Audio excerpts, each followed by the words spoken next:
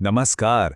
आज हम बात करने वाले हैं रॉबर्ट फ्रॉस्ट की एक बहुत ही छोटी लेकिन उतनी ही गहरी कविता डस्ट ऑफ स्नो के बारे में। ये कविता सिर्फ 8 लाइनों की है, पर इसका जो मतलब है ना, वो बहुत बड़ा है। तो चलिए इसे समझना शुरू करते हैं। अच्छा, कविता में जाने से पहले एक सवाल। अंधविश्वासों के बारे में क्या ख्याल है? मतलब हमारी दुनिया ऐसी कितनी ही मान्यताओं से भरी पड़ी है ना? जैसे काली बिल्ली ने रास्ता काट दिया तो बस कुछ बुरा होने वाला है, या फिर अरे वाह, हाथ में खुजली हो रही है, मतलब कहीं से पैसा आने वाला है। और वो वाला तो सबको पता है कि किसी को याद किया और वो सामने आ जाए तो उसकी उम्र लंबी होगी। हम ये सब इसलिए डिस्कस कर रहे हैं क्योंकि हमारी आज की कविता इन्हीं अंधविश्वासों को एक तरह से चुनौती देती है। तो चलिए सबसे पहले एकदम सिंपल तरीके से कविता की कहानी समझते हैं कि आखिर हो क्या रहा है। जिस तरह एक कौवे ने एक हेमलॉक पेड़ से मेरे ऊपर बर्फ की धूल झाड़ी। अब यहाँ डस्ट ऑफ स्नो का मतलब कोई धूल मिट्टी नहीं है, बल्कि बर्फ के वो बहुत ही बारीक कण जो पाउडर जैसे होते हैं। तो सीन बहुत ही सिंपल है। कवि रॉबर्ट फ्रॉस्ट एक हेमलॉक नाम के पेड़ के नीचे हैं और ऊपर एक कौवा बैठा है। उसकी हलचल से टहनी हिलती है और बर्फ के छोटे छोटे कण कवि के ऊपर गिर जाते हैं। बस इतना ही। और इस घटना ने मेरे दिल का मिजाज बदल दिया और उस दिन का कुछ हिस्सा बचा लिया जिस पर मैं अफसोस कर रहा था। मतलब इस एकदम छोटी सी घटना की वजह से कवि का जो मूड था वो पूरी तरह बदल गया। वो पहले बहुत उदास थे, किसी बात से दुखी थे और उन्हें लग रहा था कि उनका तो आज का दिन ही बर्बाद हो गया। लेकिन बर्फ के गिरने से अचानक उनका मन हल्का हो गया और उनका बचा हुआ दिन खराब होने से बच गया। लेकिन कहानी इतनी सीधी है नहीं। अब आते हैं इसके असली गहरे मतलब पर और वापस चलते हैं उन अंधविश्वासों पर जिनकी हमने शुरू में बात की थी। अब यहां एक बहुत मजेदार बात है।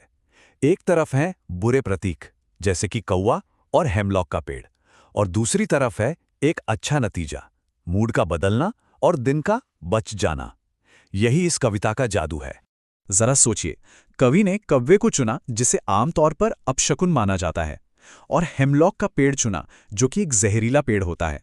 वो चाहते तो कोई कोयल या कोई सुंदर सा पेड़ भी चुन सकते थे, पर उन्होंने जानबूझकर इन बुरी मानी जाने वाली चीजों को चुना, ये दिखाने के लिए कि प्रकृति में कुछ भी असल में बुरा नहीं होता, और जिन्हें हम बुरा समझते हैं वो चीजें भी हमारे लिए खुशी का कारण बन सकती हैं। चलिए अब फटाफट ये भी देख लेते हैं कि रॉबर्ट फ्रॉस्ट ने इस कमाल के मैसेज को हम तक पहुंचाने के लिए किन पोएटिक डिवाइसेस का इस्तेमाल किया है। सबसे पहले है राइम स्कीम। ये बस एक पैटर्न होता है कि कविता की लाइनों के आखिरी शब्द एक दूसरे से कैसे मिल रहे हैं। इसे हम ए, बी, सी जैसे लेटर से दिखाते हैं। देखिए, पहली लाइन का क्रो तीसरी लाइन के स्नो से मिलता है, तो ये दोनों हो गए ए। दूसरी लाइन का मी चौथी लाइन के ट्री से मिलता है, तो ये दोनों हुए बी। ऐसे ही दूसरे स्टैंजा में हार्ट और पार्ट हुए सी, और मूड और र्यूड हुए डी। तो पूरी राइम स्कीम बन गई ए बी सी डी। अगला है एलिटरेशन यानी अनुप्रास अलंकार। इसका सिंपल सा मतलब है जब आसपास रखे दो या ज्यादा शब्दों की शुरुआत एक ही कॉन्सोनेंट साउंड से होती है। जैसे कविता में H has given my heart में एच की आवाज रिपीट हो रही है, और सेव्ड सम पार्ट में एस की आवाज। इससे कविता में एक रिदम बनता है। फिर आता है एसोनेंस। इसमें कॉन्सोनेंट नहीं बल्कि किसी वोवल यानी स्वर की ध्वनि पास पास के शब्दों में बार बार आती है। जैसे इस लाइन में शुक डाउन ऑन मी, यहां ओ का साउंड बार बार आ रहा है, जो सुनने में बहुत म्यूजिकल लगता है। और आखिर में है एंजाममेंट। ये तब होता है जब कविता की एक लाइन बिना किसी कॉमा या फुल स्टॉप के अगली लाइन में जारी रहती है। मजे की बात तो ये है कि ये पूरी की पूरी कविता ही एंजाममेंट का एक बेहतरीन उदाहरण है। तो इन सब बातों को मिलाकर इस कविता का फाइनल मैसेज, इसकी असली सीख क्या है, चलिए देखते हैं। तो सबसे जरूरी बात यह है कि कविता हमें सिखाती है कि प्रकृति की एक छोटी सी मामूली सी घटना भी हमारी जिंदगी में एक बहुत बड़ा और पॉजिटिव बदलाव ला सकती है, और हमें किसी भी चीज को पहले से ही बुरा या अपशकुन मानकर नहीं चलना चाहिए।